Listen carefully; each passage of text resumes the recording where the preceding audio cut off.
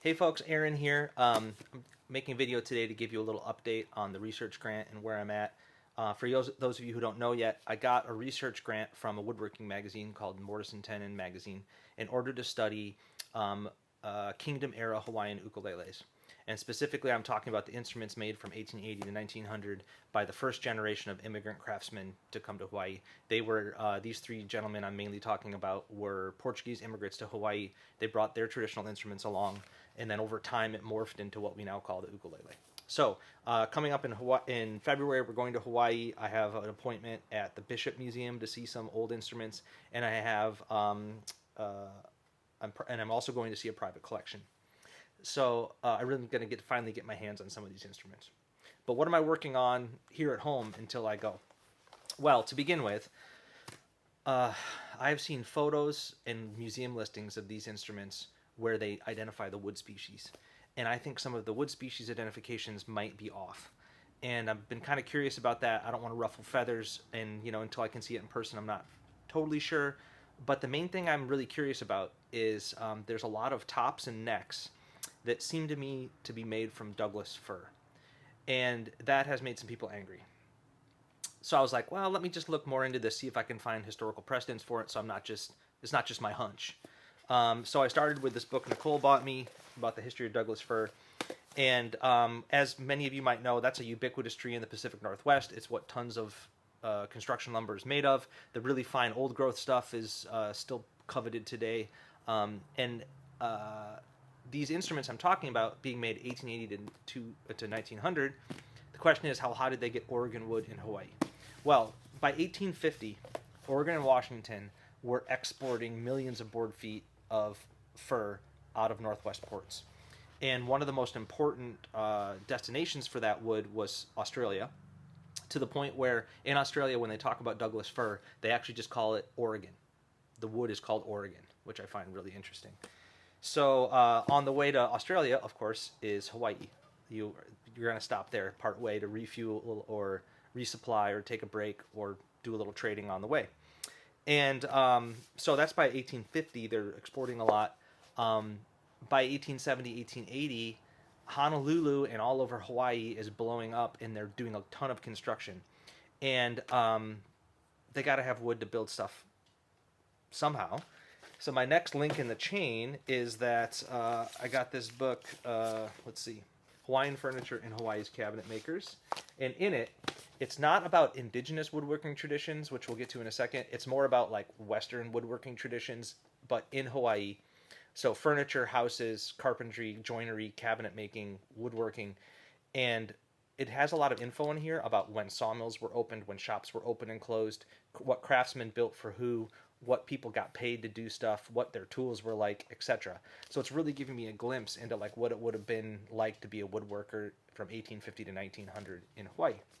Anyway, I bring this up because in here, multiple times they talk about that it was far cheaper to bring a ship full of Douglas fir to Hawaii to get construction lumber than it would have been to open up a sawmill in Hawaii to cut native local wood. Now, of course, koa and ohia and other native woods were important, and there were sawmills built around those two for sure. But the thing about Douglas fir is because it's a softwood that's very strong but very light. It grows super straight and tall. It's a very useful wood compared to kind of tropical jungle wood, which has interlock grain. It doesn't have the rings like fir wood. Basically, fir is a great construction wood, and they were importing a ton of it to Hawaii in the time I'm talking about. So there would have been fir everywhere. Now, in this book, they actually mentioned our three original ukulele builders, and they even show a famous table built by Santo and Nunes, right there. And this is all veneered wood. So at this time, see if I can show you a little better. At this time, there was a difference between a joiner and a cabinet maker. A joiner is like a fine carpenter, but a cabinet maker knows veneer work. So a fancy piece of built-in furniture or a table like this would have been built from a core wood and then veneered over the top of it.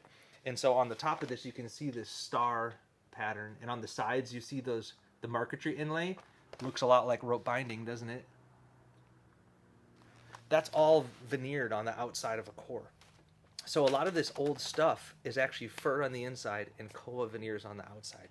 And we know that Santo, Nunes, and Diaz didn't have shops of their own. We know that they were working in certain people's cabinet making shops from this book and from listings in the directories. So that means they had access to the veneered scrap woods of koa and fir. So it makes perfect sense to me that they would have been making their small instruments as a side hustle from what was available in their shops. And this book really gives me a really good idea of what the shops were like. So it has, unfortunately, there are no photographs of an 1880s shop, so we're not there yet. But this is really unlocking a lot, especially because it talks about when and where all the sawmills opened, what they were making, where they imported and exported to, that sort of stuff. There's even photographs of piles of koa on the, I'm not going to be able to find the picture I want, of course.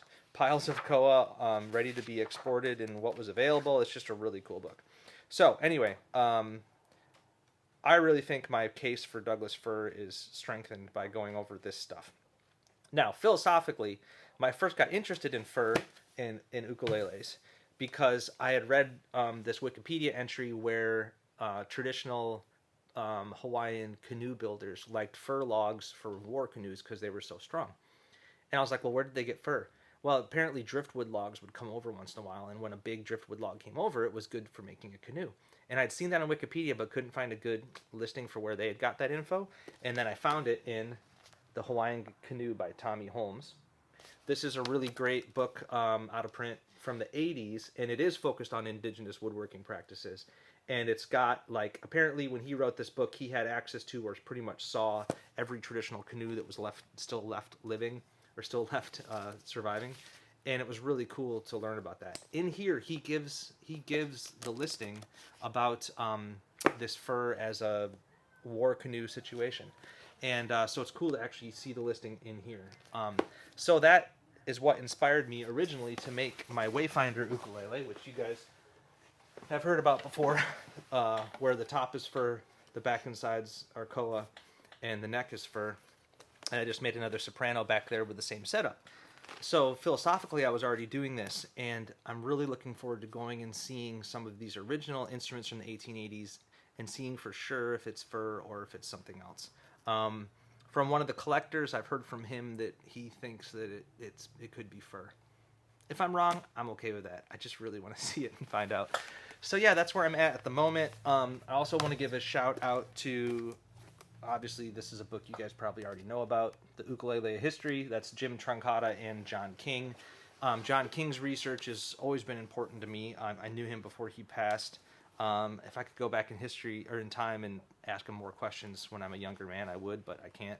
And Jim Truncata has been really helpful to me. We've been talking on the phone and emailing about my ideas, and he's really interested in what I'm working on, and I really appreciate his support. So this is, even though this is a history book, this is a title that you'll enjoy reading. You should grab it.